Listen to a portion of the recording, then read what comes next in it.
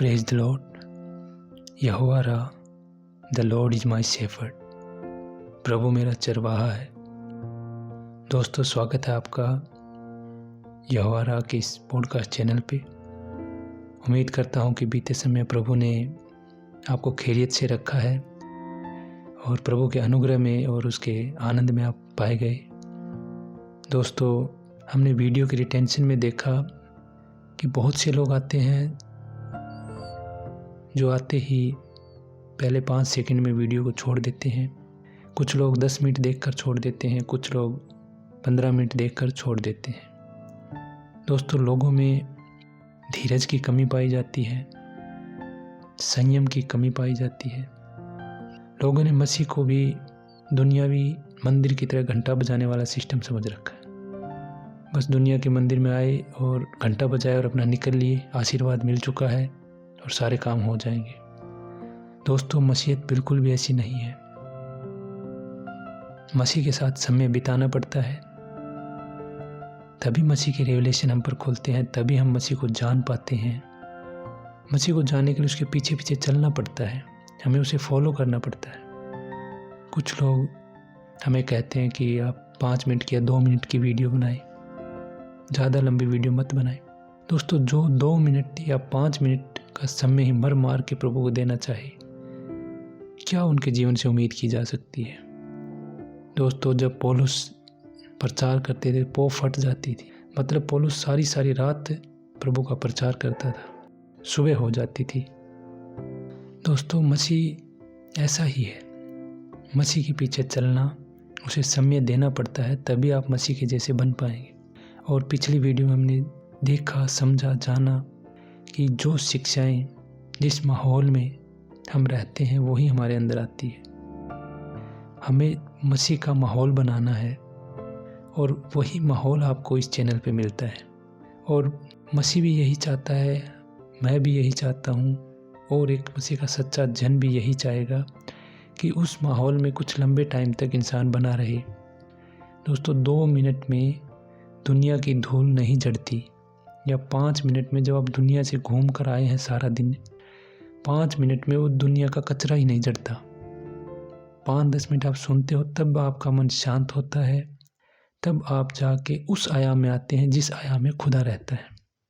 उसके बाद का जो आप सुनते हो वही आपके हृदय में जाता है। और आपने नोट किया होगा, आरंभ में शायद आपको, जब आप प्रचार सुनना आरंभ करते हैं, जब आप पॉडकास्ट लगाते हैं, आरंभ में आपको नॉर्मल लगता है। और जैसे जैसे समय बीतता जाता है, जैसे जैसे आप आगे बढ़ते जाते हो, आप आत्मिकता में बढ़ते जाते हो। और जब आप एंड में पहुंचते हो तो आप देखते हो कि आप पवित्र आत्मा से भरे हुए हो।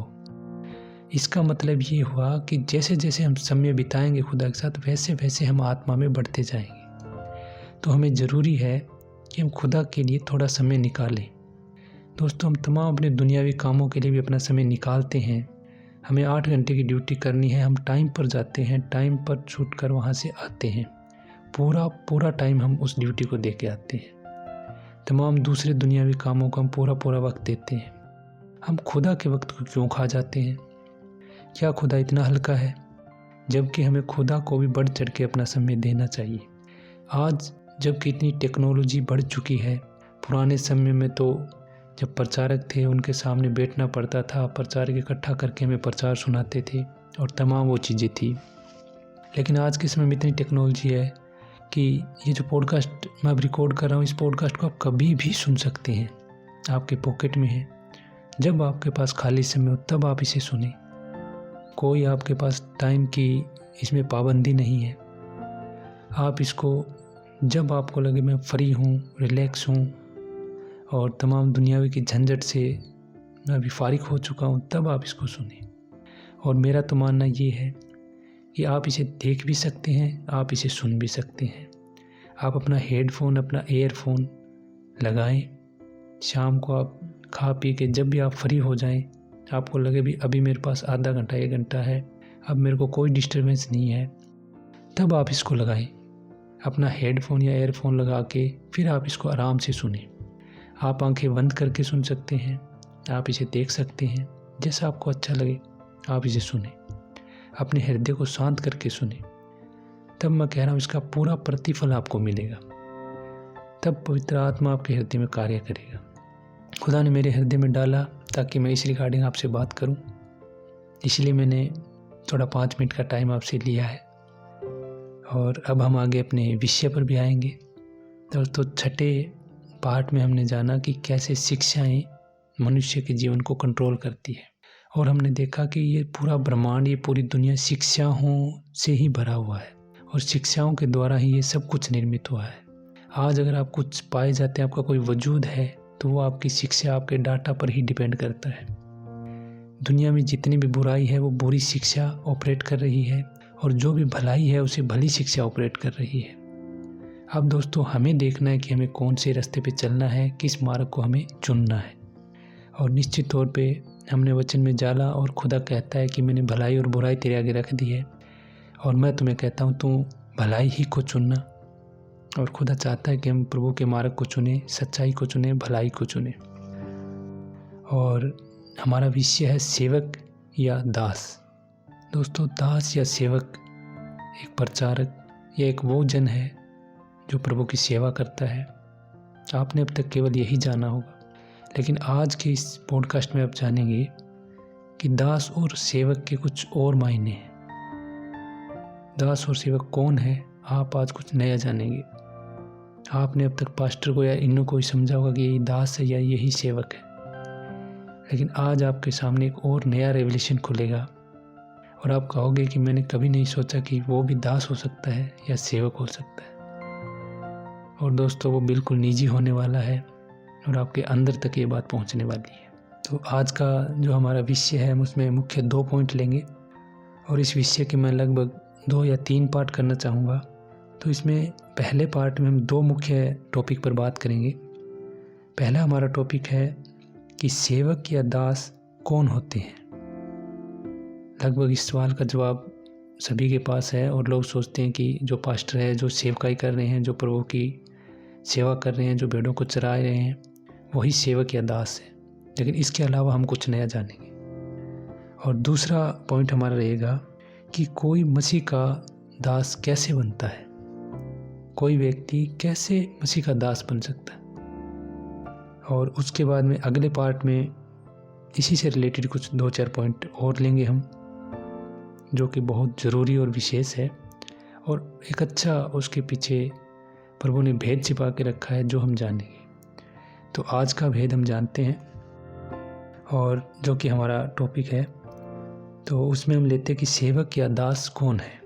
दोस्तों, दास शब्द जो कि बाइबल में बहुत बार प्रयोग हुआ है, और मूसा नबी अपने आप को प्रभु का दास कहता है, इब्राहिम अपने आप को प्रभु का दास कहता है, लूत अपने आप को प्रभु का दास कहता है, एलिया, एलीशा और जितने भी नबी आए वो अपने आप को प्रभु का दास बोला उन्होंने। अब ये दास शब्द बहुत अच्छा भी है मसीहत के अनुसार, और अगर दुनियावी तरीके से देखा जाए तो एक बुरा शब्द भी है। तो दोस्तों, दास होने के लिए चाहिए कि उसके पास एक स्वामी भी हो, और स्वामी जो भी आज्ञा देता है, दास उस आज्ञा को मानता है। दास को तमाम वो आज्ञाएं फॉलो करनी पड़ती है। दास अपनी मर्जी का मालिक नहीं होता, जो स्वामी उसे कहेगा दास को वही करना पड़ता है। दोस्तों, दास एक सेवक होता है और उसे अपने स्वामी की सेवा करनी होती है। जो सेवा करता है उसे सेवक कहते हैं। तो दास एक सेवक होता है। अब दोस्तों, दास एक सेवक होता है, लेकिन एक सेवक एक दास नहीं हो सकता, या एक सेवक एक दास हो ये कंपलसरी नहीं है। वो दास हो भी सकता है, वो दास नहीं भी हो सकता। लेकिन एक दास है, वो सेवक कंपलसरी होगा। एक दास होने के बाद उसे सेवा करनी ही पड़ेगी। लेकिन एक सेवक को ये कंपलसरी नहीं है कि वो उसका दास भी हो। थोड़ा सा पेचीदा है, पर हम देखते हैं आगे हम इसको समझेंगे भी। दोस्तों, पुराने समय में एक प्रथा थी जिसे दास प्रथा के नाम से जाना जाता था। दोस्तों, इस प्रथा में बेसिकली होता क्या था कि जैसे हम आज के समय में अपने घर में कुछ पशु रखते हैं, जैसे गाय, भैंस, भेड़, बकरी, इस टाइप के हम पालतू पशु रखते हैं। और वो पशु हमारी संपत्ति होते हैं, हमारी प्रॉपर्टी होते हैं। उन पशुओं को हम इसलिए रखते हैं ताकि वो हमारा कुछ बेनिफिट कर सके, हम उनसे कुछ बेनिफिट प्राप्त कर सकें।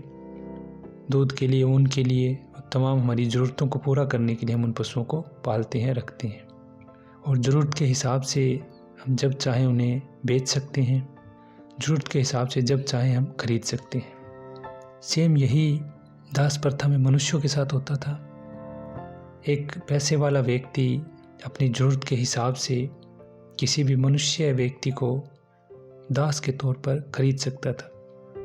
जब वो उस मनुष्य को खरीद लेता था तो वो उसकी संपत्ति होता था, उसकी प्रॉपर्टी होता था। वो उससे तमाम अपने काम करवाता था और जो आज्ञा, कुछ भी आज्ञा अगर उसका स्वामी देता है तो वो दास को करनी होती थी। वो जीवन पर्यंत उसका गुलाम बन जाता था और अपने पूरे जीवन, जब तक वो जीवित है तब तक उसे अपने स्वामी की सेवा करनी पड़ती थी। यहाँ तक कि उसकी हड्डियों, उसकी चमड़ी पर भी अधिकार उसके स्वामी का होता था। मतलब एक दास का अपने शरीर पर भी अपना अधिकार नहीं होता था, क्योंकि जब वो बिक चुका है तो उसकी हड्डी, मांस, सब कुछ चीज़ों पर उसके मालिक का, उसके स्वामी का ही अधिकार होता था। इस टाइप की प्रथा एक पुराने टाइम में चलती थी, जो कि आज के समय में नहीं पाई जाती, या बहुत ही कोई छुप छुप के ही अगर ये काम कर रहे हो तो अलग बात है, या तो आज के समय में ये चीज़ें नहीं पाई जाती। जबकि कुछ केसों में हमने देखा है कि लोग, इंडिया में भी ये केस आए कि लोग अपनी कुछ लड़कियों को बेच देते हैं, या कुछ खरीद फरोख्त के केस सामने आए थे जहाँ मनुष्यों को बेचने का, खरीदने के मामले देखे गए। लेकिन ज़्यादातर ये मामले नहीं पाए जाते। दोस्तों, हमें दास प्रथा का वर्णन बाइबल में मिलता है। इसमें हम लेवी व्यवस्था 25:39 देखते हैं, जहाँ पर लिखा हुआ है, फिर यदि तेरा कोई भाई बंधु तेरे सामने कंगाल होकर अपने आप को तेरे हाथ बेच ले तो उससे दास के समान सेवा ना करवाना। यहाँ पर यहोवा खुदा इजराइलियों को आज्ञा दे रहे हैं कि अगर तेरा भाई कोई ऐसी लाचार स्थिति में आ जाए कि वो बहुत ज़्यादा कंगाल हो जाए, उसके पास जीवन यापन के लिए कुछ ना बचे, और फिर वो अपने आप को ही बेचना चाहे, तो उसे खरीद तो लेना, लेकिन उसे दास के समान उसे सेवा मत करवाना, उसके साथ हलीमता बरतना, उसके साथ प्यार प्रेम से समय बिताना। तो खुदा दास प्रथा में रियायत देता है। लेकिन दोस्तों, जबकि दास प्रथा उस समय पूरे दुनिया में व्याप्त थी, केवल यहोवा खुदा ने ही दास प्रथा में रियायत बख्शी थी, और बाकी अन्य जातियों में जब ये दास कोई बन जाता था तो वहाँ जीवन पर्यंत छूटने का कोई ऑप्शन नहीं था। लेकिन बाइबल की कंडीशन में, यहूदियों की कंडीशन में, खुदा की आज्ञाओं में दास को छूटने की अनुमति थी।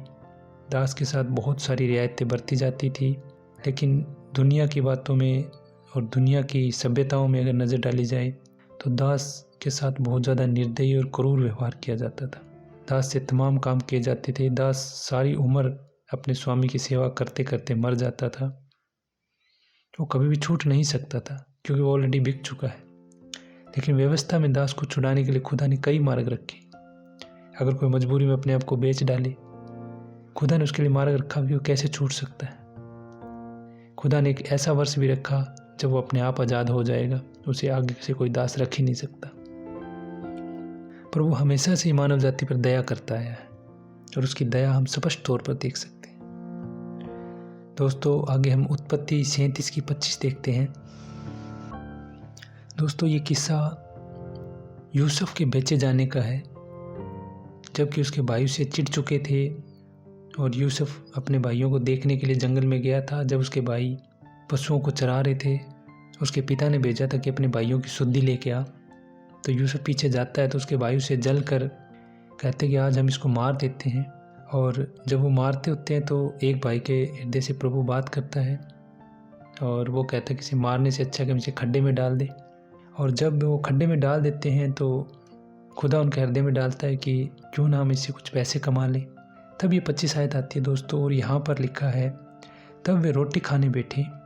जब वे रोटी खाने बैठे तो यूसुफ खड्डे में पड़ा था और वो खड्डे में उसको डालकर अपनी रोटी खाने की तैयारी कर रहे थे। तो जब वो रोटी खाने बैठ गए और आंखें उठाकर क्या देखा कि इस्माइलियों का एक दल ऊँटों पर सुगंध द्रव्य, बलसान और गंध रस लादे हुए गिलाद से मिस्र की ओर चला जा रहा है। अब दोस्तों उन्होंने देखा कि एक दल आ रहा है, एक ऊँटों का दल आ रहा है और इस्माइलियों का दल है। और आप जानते हैं इस्माइली कौन थे, जो आगे चल के मुस्लिम कौम हुई। ये व्यापार करते थे ऊँटों के ऊपर। तो ये जा रहे थे और ये मिस्र की ओर जा रहे थे। तो उन्होंने देखा कि एक दल जा रहा है। 26 में देखते हैं, तब यहूदा ने अपने भाई से कहा, अपने भाई को घात करने और उसका खून छिपाने से क्या लाभ होगा। अब यहूदा कह रहा है भाई अपने भाई को मारेंगे और फिर उसके लहू को छुपाएंगे, फिर पिताजी से झूठ बोलेंगे, इससे हमें फ़ायदा क्या होगा। यहाँ पर वो एक फ़ायदे वाली बात और बताता है।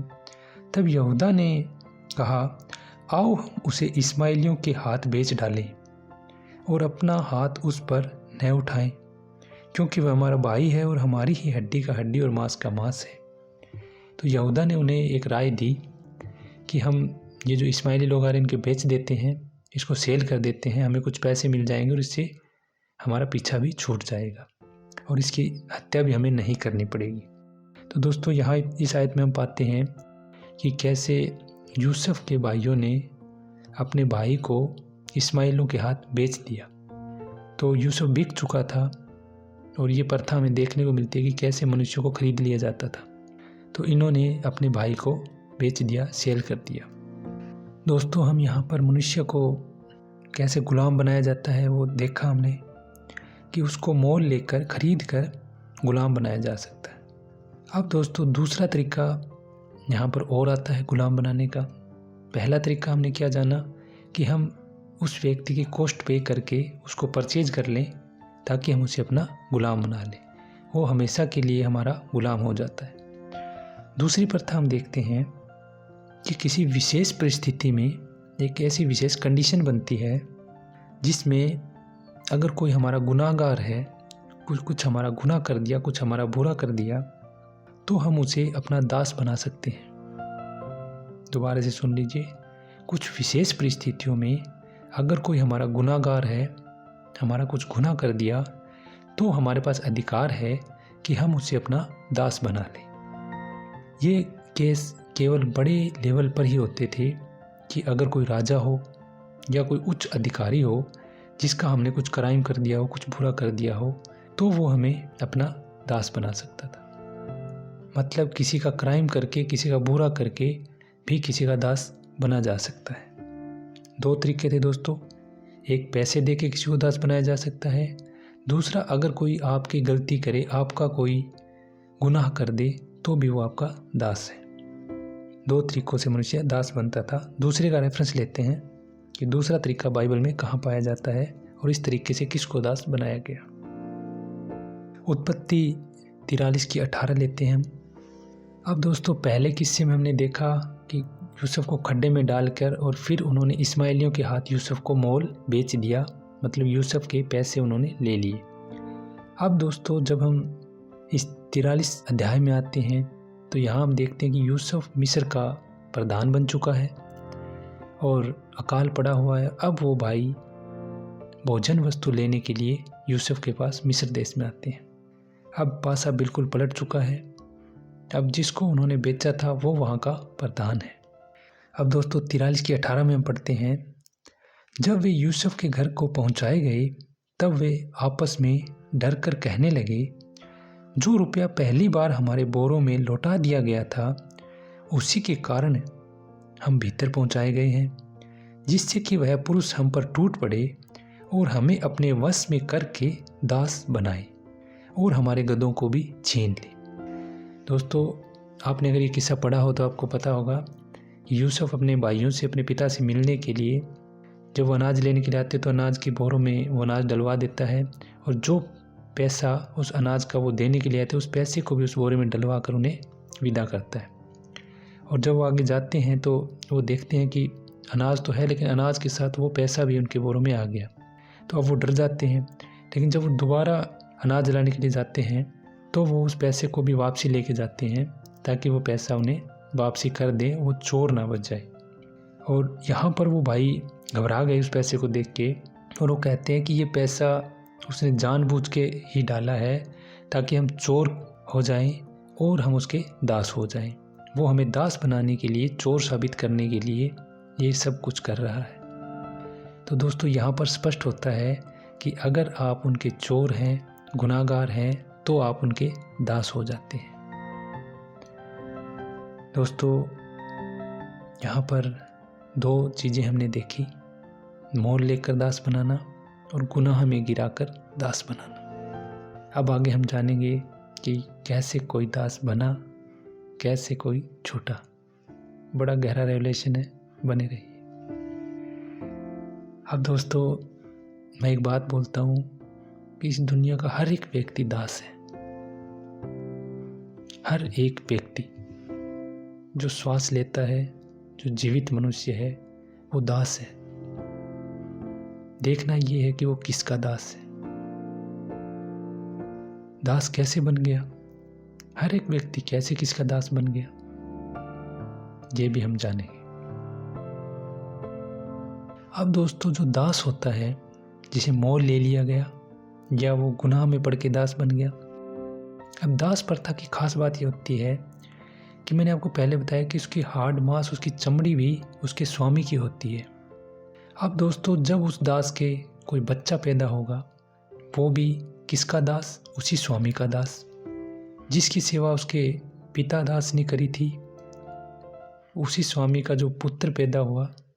दोस्तों अब यहाँ जहाँ दास मोल लिया गया है, अब दास का सब कुछ स्वामी का होता है, स्वामी की प्रॉपर्टी है दास। अब दास के अगर बच्चे पैदा हो रहे हैं तो वो भी उसी स्वामी की प्रॉपर्टी है। जैसे उस स्वामी का दास जीवन पर्यंत सेवा करता रहेगा, उसका हाड़ मांस चमड़ी भी उस स्वामी की है, उसी तरह अगर उसके बच्चे पैदा हुए वो भी उसी के दास हुए। दास के बच्चे भी दास, दास के बच्चों के बच्चे भी दास। दास प्रथा से कब छूटेगा इंसान। इसलिए मैं कह रहा हूँ कि दास प्रथा बड़ी बुरी चीज़ थी। मसीहत में से इसे छूटने का ऑप्शन था, यहोवा खुदा ने रखा था, लेकिन दुनिया की दूसरी जो सभ्यताएं थी वहाँ पर दास के बचने का कोई ऑप्शन नहीं था। अगर एक बार कोई किसी का दास बन गया तो उसकी 7 पुश्तें भी उसी दासी, उसी गुलामी में अपना जीवन बिताएगी। बड़ा भयानक था ये दास प्रथा और गुलामी। तो दोस्तों ऐसे दास प्रथा छूटना बड़ा कठिन था। अब दोस्तों हम देखते हैं कि दास अपने मन की मर्जी का मालिक नहीं था।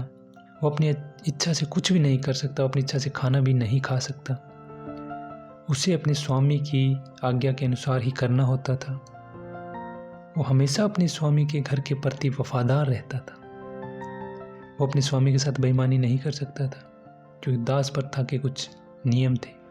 उसके अनुसार उसे अपने स्वामी के घर का वफादार रहना पड़ता था।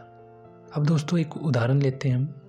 जैसे किसी के घर की बकरी खो जाती है और वो बकरी भटकते के ऐसी जगह पहुंच गई जहां कोई अनजान आदमी उसे देखता है कि लगता है लावारिस बकरी घूम रही है किसी की, और हो सकता है ये 15,000 या 20,000 कीमत की है, क्यों ना मैं इसे पकड़ लेता हूँ। और वो उस बकरी को पकड़कर अपने घर में बांध लेता है और किसी को नहीं बताता कि मुझे एक बकरी मिली। उसे एक फ्री की संपत्ति मिल गई। अब क्या है कि वो बकरी इस बात की हकदार नहीं है कि वो वहाँ से छूट कर आ सके। वो वहाँ से नहीं छूट सकती। अगर वो ज़्यादा उछल कूद करेगी तो जिस आदमी ने उसको बांध रखा है वो उसकी पिटाई कर देगा और वो कुछ भी नहीं कर सकती, क्योंकि वो लावारिस है और उसका स्वामी उसकी सुधि नहीं ली पा रहा। लेकिन एक समय आता है कि उसके स्वामी ने देखा भी, हाँ 2 दिन हो गए मेरी बकरी गायब हो रही है, और वो हर जगह इंक्वायरी करवाता है कि ढूंढो मेरी बकरी कहाँ गई। और जब स्वामी को पता चलता है कि फलाना घर में किसी ने मेरी बकरी बांध रखी है, और वो स्वामी उस घर में जाएगा और जाके कहेगा ये बकरी तो मेरी है। फिर क्या जिस व्यक्ति ने उस बकरी को बांधा है वो उसे बांधे रख सकता है? कभी नहीं, क्योंकि बकरी के अंदर पावर नहीं है कि वो छूट जाए, लेकिन स्वामी के अंदर पावर है। स्वामी अधिकार रखता है इस बात का। बकरी के पास खुद के पास कोई अधिकार नहीं है, क्योंकि वो मोल बिकी हुई है, वो खुद एक प्रॉपर्टी है। लेकिन स्वामी बिका हुआ नहीं है। स्वामी ने उसे खरीदा है और वो अधिकार रखता है। और जब स्वामी कहेगा मेरी बकरी है जल्दी दो, वो उसे फटाफट देगा, क्योंकि उसे पता है कि इसका अधिकारी आ चुका है, इसका मालिक आ चुका है, इसका स्वामी आ चुका है और वो उसे देनी पड़ेगी। दोस्तों आप समझ सकते हैं कि ये उदाहरण कहाँ पर है। अब दोस्तों हम जानते हैं कि यहूदी व्यवस्था के अंदर दास के स्वतंत्र होने के क्या ऑप्शन थे। दोस्तों यहाँ पर हम लेवी व्यवस्था 25 की 40 देखते हैं और यहाँ पर यहोवा दास के छूटने की व्यवस्था रखता है। लिखा है, दास के लिए लिख रखा है, वह तेरे संग मजदूरों या यात्रियों के समान रहे। अब दोस्तों मजदूर और दास में फ़र्क होता है। दास मैं कह रहा हूँ जीवन पर्यंत बिक जाता है, उसकी हड्डी मांस हर चीज़ पर स्वामी का अधिकार होता है। लेकिन एक जो मजदूर होता है वो केवल शाम तक की मजदूरी करता है और शाम समय पूरा होने के बाद वो स्वतंत्र होता है। वो अपने घर जाएगा, अपना कुछ भी काम करेगा, फिर उसके जिसके वो मजदूरी करा उसका उस पर कोई अधिकार नहीं है। मजदूर एक सीमित टाइम पीरियड के लिए अपने जिसकी भी मजदूरी करता है उसके अंडर होता है। जैसे कि हम ड्यूटी करते हैं, वो एक मजदूरी में आ जाता है। जब भी हम ड्यूटी जाते हैं 8 से 5, तो 8 से 5 हम अपने बॉस की आज्ञा मानेंगे, जो बॉस कहेगा हमें काम करना पड़ेगा। लेकिन 5 के बाद हम घर आने पर हम अपनी मर्जी के मालिक हैं, हम कुछ भी करें, कहीं भी जाएं, हमारा बॉस हमें नहीं रोक सकता। तो मजदूरी और दास में ये फ़र्क है। तो यहाँ पर खुदा कहता है दास के लिए कि वह तेरे संग मजदूर या यात्री के समान रहे। भाई अगर तू किसी को दास बनाए भी तो उसको एक मजदूर के समान, एक दोस्त के समान, एक यात्री के समान अपने साथ रख, उसको दास के समान मत रखना। और जुबली के वर्ष तक तेरे संग रहकर सेवा करता रहे। एक जुबली का समय आता था, एक जुबली का वर्ष आता था, उस वर्ष तक वो तेरे साथ सेवा करता रहे, तब वह बाल बच्चों समेत तेरे पास से निकल जाए और अपने कुटुंब में अपने पितरों की निज भूमि पर लौट जाए। दोस्तों अब यहाँ पर हमें मिलता है कि जुबली के वर्ष जितने भी दास थे वो सब छूट जाते थे।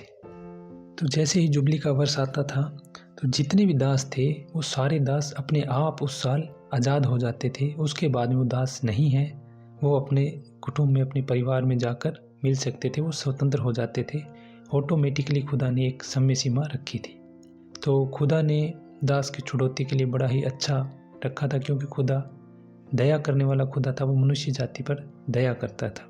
और दोस्तों दुनिया की दूसरी जो आसपास की जो भी व्यवस्थाएं थी, जो भी संप्रदाय, जो भी लोग रहते थे, वहाँ पर दास के छूटने के ऑप्शन ना के बराबर थे।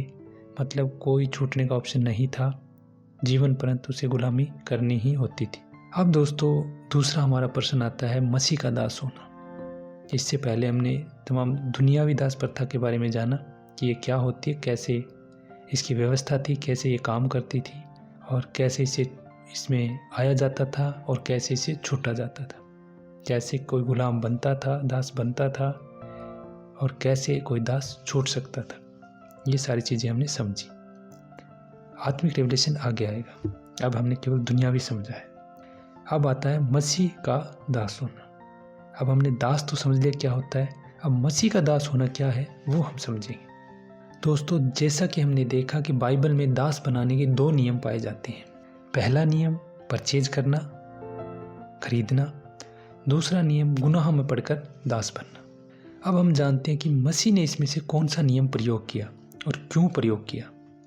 पहला कुरिन्थियों 6 की 20 हम पढ़ेंगे, जहाँ पे लिखा हुआ है, क्योंकि दाम देकर मोल लिए गए हो, इसलिए अपनी देह के द्वारा खुदा की महिमा करो। कह रहा है कि दाम देकर मोल लिए गए हो।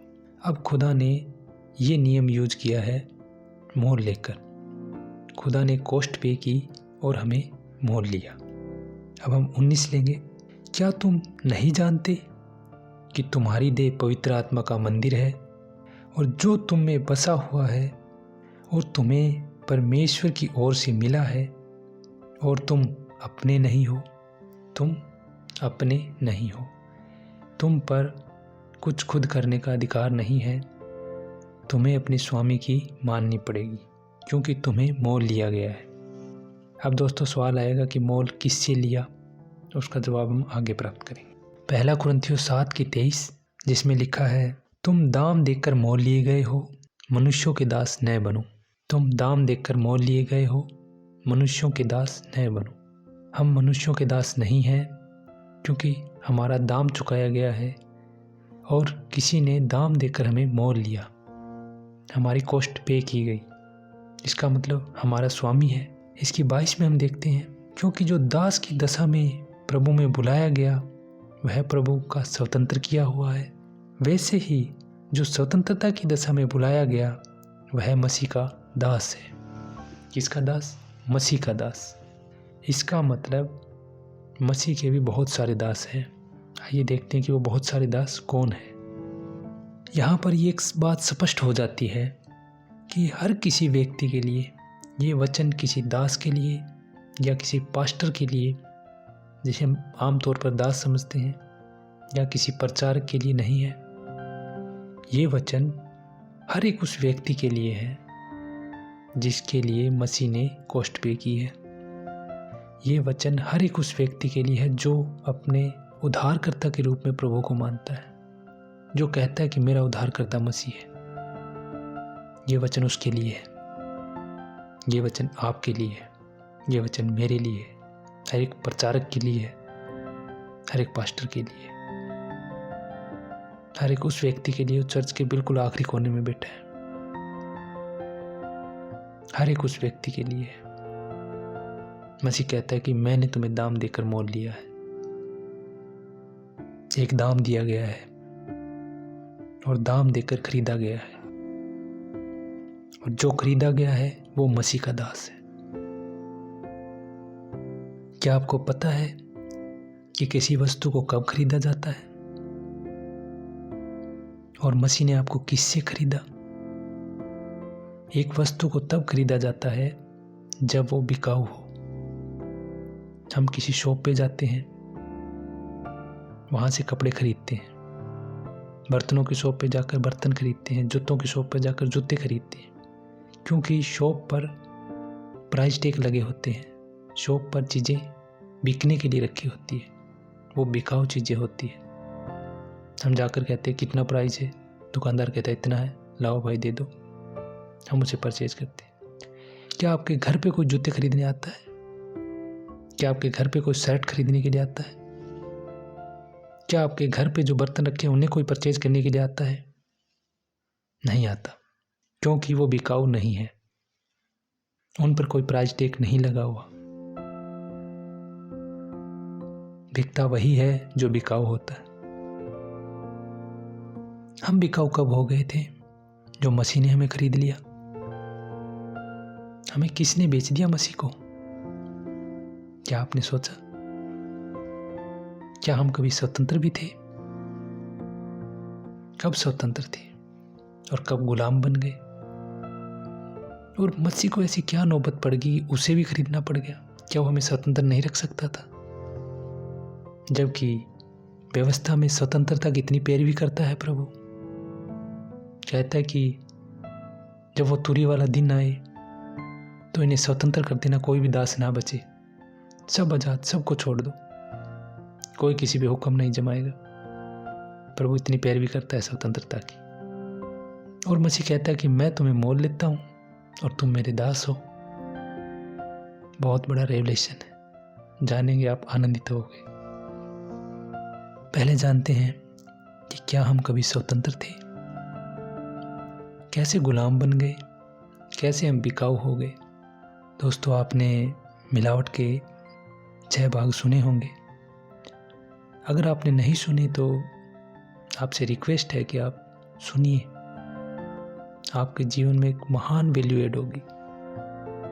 आप अगर किसी एपिसोड को छोड़ते हैं तो आप एक उस कड़ी को छोड़ देंगे, और जब हम आगे चलते जाएंगे तो ये कड़ियाँ जुड़कर एक साफ तस्वीर बनेगी। फिर आपके लिए बाइबल कोई पेचीदा चीज़ नहीं रहेगी। बहुत लोग हैं जो उसे समझ नहीं पाते, उसमें उलझे रहते हैं। बिल्कुल क्लियर है, बिल्कुल साफ है, एकदम साफ। प्रभु का मार्ग सीधा है। यूहन्ना ने क्या कहा कि हर एक टीला ढा दिया जाए, हर एक खाई भर दी जाए। प्रभु का मार्ग तैयार करो, प्रभु का मार्ग सीधा करो। प्रभु का मार्ग सीधा है, कोई टेढ़ा मेढ़ा मार्ग नहीं है दोस्तों, बिल्कुल सरल। जरूरत है जब हम उसकी सरलता की आत्मा में आते हैं तो सरलता में ही हमें मिलता है। वो पेचीदा नहीं है। वो पेचीदा उनके लिए जो अपने आप में बुद्धिमान बनते हैं, जो कहते हैं कि हम तो बहुत ज़्यादा समझदार हैं, वो उनके लिए बहुत पेचीदा है, वो कभी समझ नहीं आएगा उनको। लेकिन जो दीन है और जो कहता है प्रभु मैं तो नादान हूँ, मेरे पास कुछ नहीं है, वो बिल्कुल सरल है, वो बच्चों को समझ में आने वाला है। आइए जानते हैं, जब हमने मिलावट वाला पॉडकास्ट बनाया था और आपने जो सुना था, तो हम उसमें देखते हैं कि जो आदम और हवा थे अदन की वाटिका में, प्रभु ने जब उनको बनाया तो वो बिल्कुल स्वतंत्र थे, वो किसी के गुलाम नहीं थे। और ये एपिसोड आरंभ करने से पहले मैंने आपको एक बात बोली कि हर एक व्यक्ति गुलाम है। इस दुनिया का हर एक व्यक्ति दास है। किसका दास और कैसे दास बना, ये अब हम जान रहे हैं। तो उत्पत्ति के अंदर हमने देखा कि आदम और हवा थे और दास बनाने की यहाँ पर दो प्रथा बताई गई है। पहली मोल लेकर और दूसरी गुनाह में गिरकर।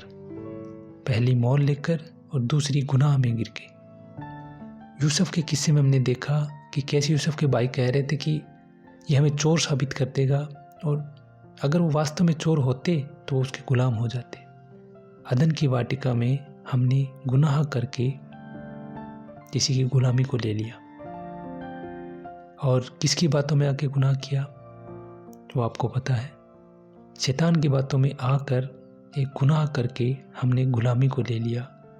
और आदम और उसके बाद के जितने भी वंशज आए, क्योंकि दुनिया की व्यवस्था हमने बताई कि अगर कोई दास है तो उसका बेटा भी दास होगा, उसका बेटा भी दास होगा, उसका बेटा भी दास होगा। अगर आदम से दास प्रथा आरंभ हो गई तो वो दास प्रथा कंटिन्यू है, और जो भी उसकी संतान हुई, हर एक संतान पाप की गुलाम थी, हर एक संतान पाप की दास थी। अब एक ऑप्शन बचता है, जब हम किसी स्वामी के दास बन चुके हैं और उसकी व्यवस्था में छूटने का कोई ऑप्शन नहीं है। यहोवा रियायत करता है लेकिन वो रियायत करने वाला नहीं है।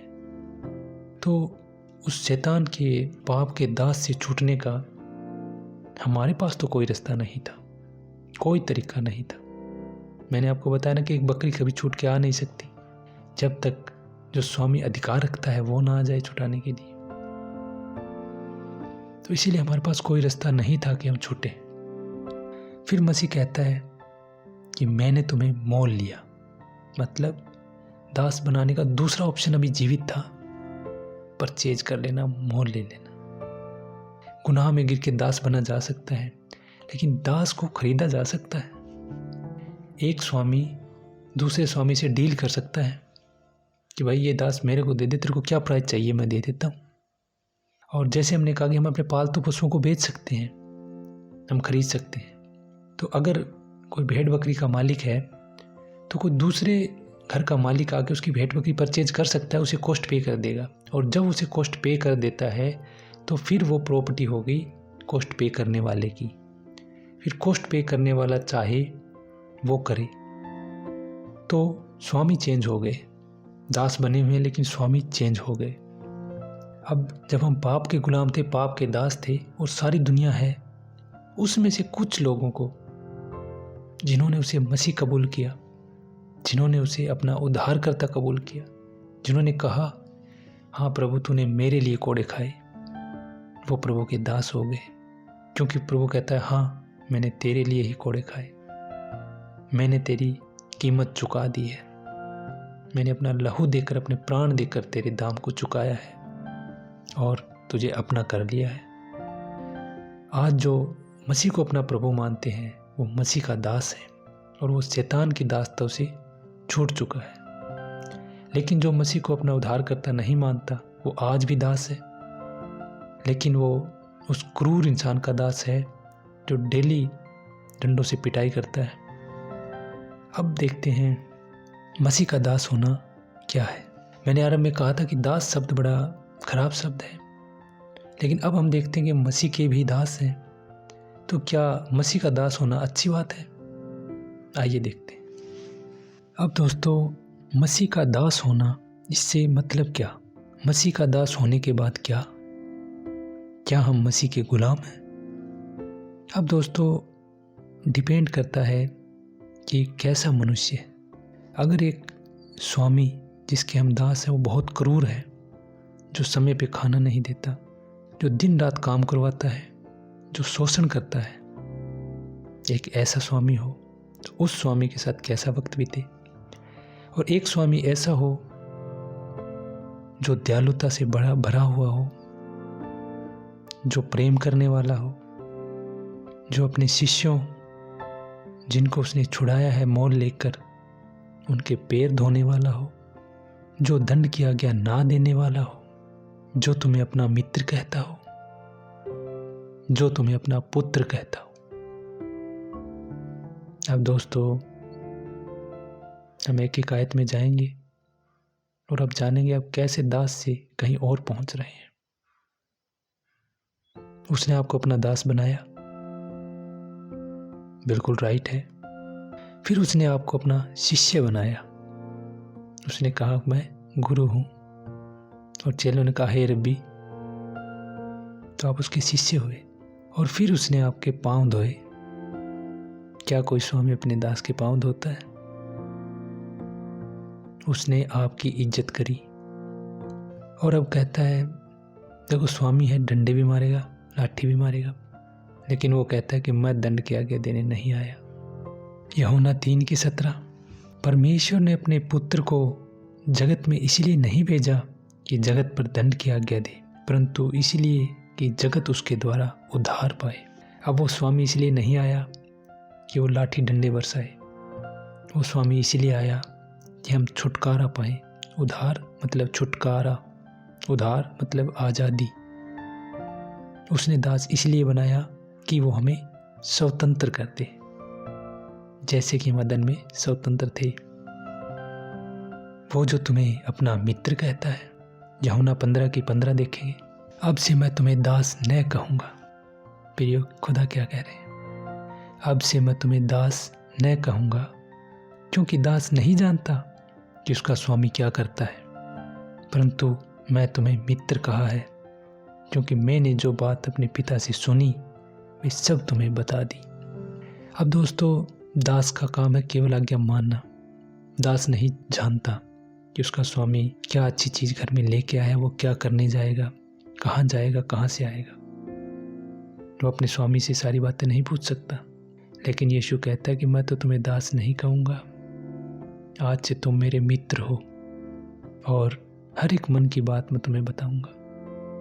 हर एक बात जैसे मित्र के साथ साझा होती है वो तुम्हारे साथ साझा होगी, तो तुम दास नहीं हो।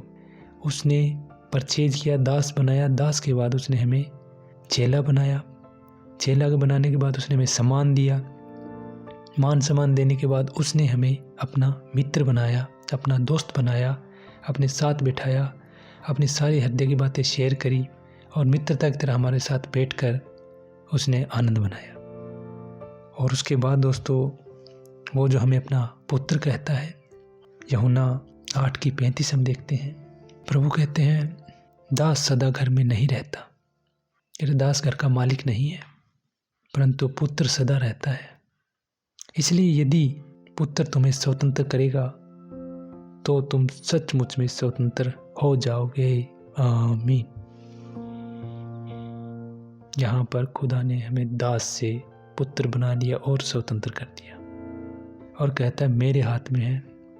दास स्वतंत्र नहीं है, लेकिन पुत्र स्वतंत्र है। उसने दास बनाया और आज उसने पुत्र बना लिया और स्वतंत्र कर दिया। आज फिर से आप स्वतंत्र हैं, आजाद हैं, किसी के गुलाम नहीं, प्रभु से प्यार करने वाले। ऐसा है हमारा मसीह, ऐसा है हमारा खुदा। हालेलुया। मैं आनंद से भरा हुआ हूँ ये वचन पढ़कर। सच में प्रभु ने कैसे अपनी व्यवस्था को पूरा किया और हमारी ज़रूरत को भी पूरा किया। वो जानता है कि उसके बच्चे को क्या चाहिए और वो चीज़ें दे देता है। और उसके लिए उसने बड़ा संघर्ष किया, बड़े दुख उठाए, बड़ी परेशानी उठाई, लेकिन उसने अपने काम को पूरा किया और क्रूस पे उसने कहा कि पूरा हुआ। क्या आज आपने जाना क्या पूरा हुआ? आपकी स्वतंत्रता पूरी हुई, आप आज़ाद हो चुके हैं। वो गुलामी का जो वक्त था वो पूरा हो चुका है, ख़त्म हो गया। आज आज़ाद हो आप, प्रभु में स्वतंत्र। उसने तुम्हें मोल लिया ताकि तुम दुष्ट के हाथों से छुड़ाए जा सको। फिर अपना दास बनाया ताकि तुम खुदा के घर की सेवा टहल करना सीख सको। खुदा के घर का अनुशासन तुम सीख सको कि उसके घर में कैसे रहा जाता है, उसके घर में कैसे सेवा टहल की जाती है। इसलिए उसने तुम्हें दास बनाया।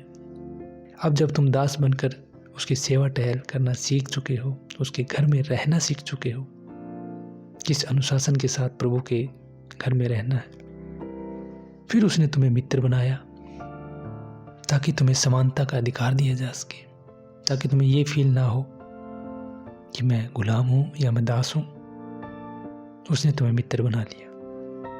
फिर उसने पुत्र बनाया ताकि तुम खुदा के घर के अधिकारी हो जाओ, ताकि तुम उसके घर के अधिकारी हो जाओ। वो प्रॉपर्टी तुम्हारी हो। और गुलाम कभी किसी चीज़ का अधिकारी नहीं होता, लेकिन पुत्र होता है। इसलिए उसने तुम्हें पुत्र बनाया। यह है प्रभु के दास होने का मायना। अब आपको दास शब्द पे गर्व हो रहा होगा। क्या ही धन्य है जो प्रभु के दास है।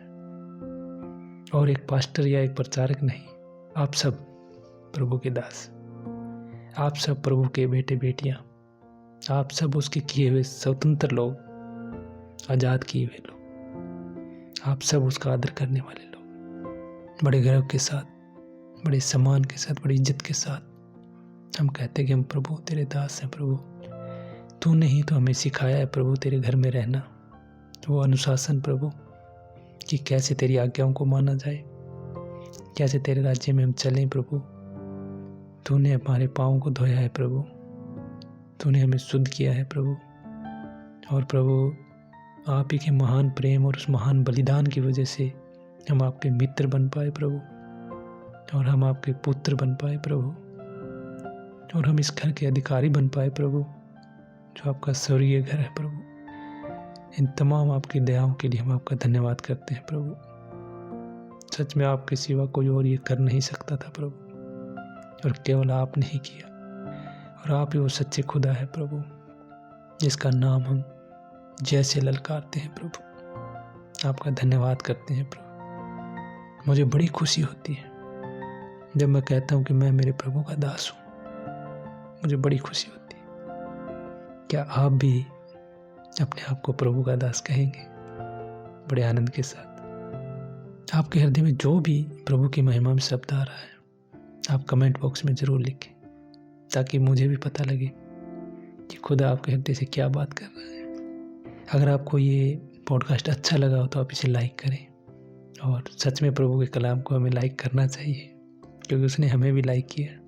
और अगर आपको लगता है कि ये सुसमाचार आप जैसे दो भाइयों के और कानों तक पहुँचे, तो आप इस वचन को बांट सकते हैं।